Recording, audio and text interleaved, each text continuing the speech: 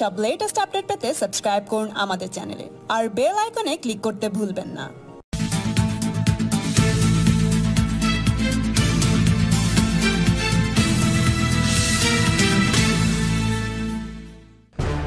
বিশ্ব বাংলার লোগো বিতর্কে এবার হাইকোর্টে মুকুল রায়, সেই সঙ্গে বাচ্চা ছেলে বলে কটাক্ষ করলেন অভিষেক বন্দ্যোপাধ্যায়কে।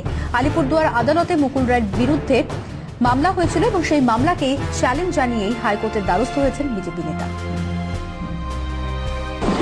বাচ্চা ছেলেকে দোষ দিয়ে তো লাভ নেই, দোষটা তো ওপরওয়ালা।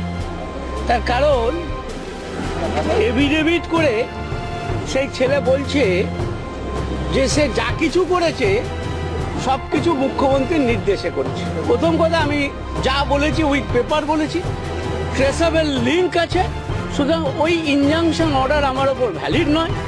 2 নম্বর হচ্ছে যে যেহেতু মহামান্য আদালতকে আমি সম্মান জানাই, আমি ল অ্যাবাইডিং সিটিজেন, তাই 227-এ আমরা এই জুরিডিকশন, কলকাতা নয়, দিল্লি নয়, আলিপুরদুয়ার, এই জুরিডিকশনকে চ্যালেঞ্জ করে আমরা হাইকোর্টে মামলা করলাম।